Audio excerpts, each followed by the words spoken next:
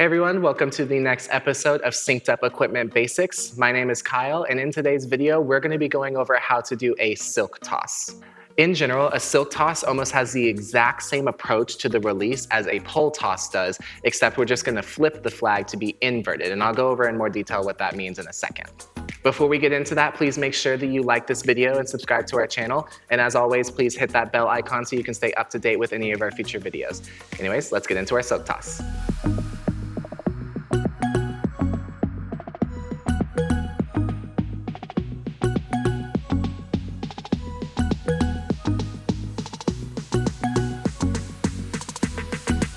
So if you recall, in our pole toss, we started with our right hand underneath the top tape, our left hand about a third into the silk, and our flag at this hip-shoulder angle.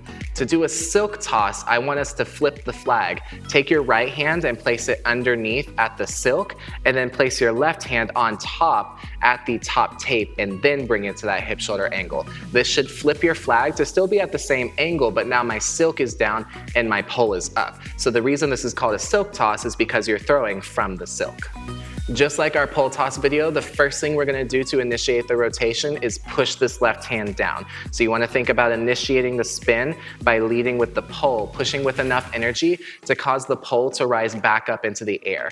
Once you pass through this down space, your right hand can take over and start to lift the flag up as you go into the release point. So to initiate this toss, we start at this angle, we begin by pushing, and then we let the flag lift after we feel the swing. Again, make sure that you put a lot of energy into that left hand and you're not just letting the pole drop, because then you're not going to have any momentum going into the release. When you're going in to catch a silk toss, the catch of it is actually going to be the exact same catch for a pull hit at the angle or a pop toss. You're going to catch with your right hand on top of the tab and your left hand underneath at the bottom tape. This is just because the rotation of the flag is going to cause it to fall into your hands this way, so that's the best position for your hands to go in for a strong catch. Make sure that when you go in for the catch that you don't just accept the weight like we've talked about in the past. You really box out those elbows and make sure that you have a nice strong catch, stopping it truly at this hip-shoulder angle. So we start at this angle, we push to our release, it spins in the air, and then we catch with our right hand at the tab and our left hand at the bottom tape. And then once you have those components, all you have to do is just put them together and you get your full toss. So we start at that right hip-shoulder angle with the silk down. We initiate by pushing the left hand and then lifting the right hand into the release. We let it spin once and then we catch at that right angle position. So we go push to release, catch. And we're here in the same catch position as the pop toss or a pull hit that we catch at the angle. Now, a slight difference that I want you to be aware of as you're working through a silk toss that's a little bit different than a pole toss. One thing to remember is the weight of the flag. Right now, the heavier weight is on this side of the pole. And this is going to be a little bit weird because although there's a heavier weight over here, there's more of the pole on this side. So the weight distribution is just a little bit funky.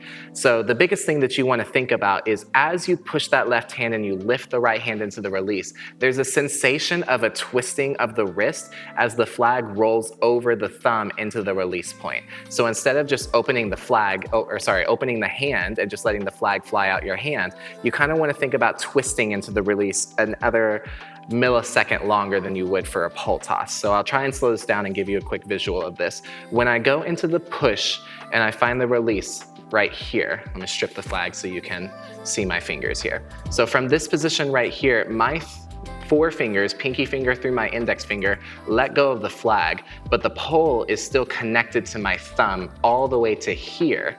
And then it disconnects as it spins up into the air a little bit longer. So there's that sensation of a twist as it stays connected to the thumb, coming from this position where it's underneath here, and then I push up into my release, letting go with those four fingers, and then it rolling over the thumb into the release point. So as you go through, just feel that twist as you let the silk unravel from your hand through to the release point. From the push up, squeeze. It's just a little bit, very minor difference from the pole toss itself.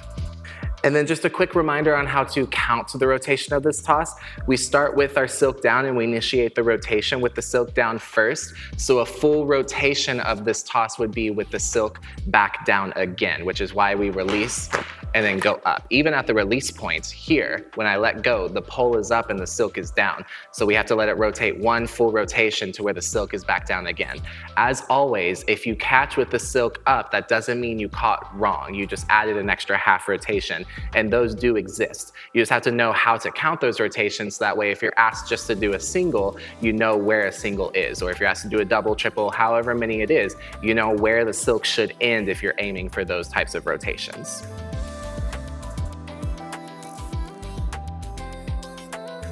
And just to quickly review everything we've gone over, we start in that right hip shoulder angle with our right hand underneath at the silk and our left hand on top at the top tape. So we've inverted the flag from the original pole toss that we've gone over before.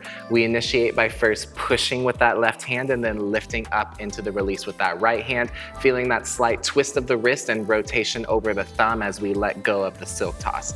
In terms of catching it, we catch it the same way as we did for a pop toss or a pull hit at the right hip shoulder angle. After that, we also talked about counting the rotation, just double checking and make sure if you start with your silk down and end with the silk down, it's a full rotation. And that was our introduction into silk tosses. These are definitely a fun skill to have that we can expand on over time. So make sure you just take the time to practice them and feel very comfortable with them so you have it in your back pocket.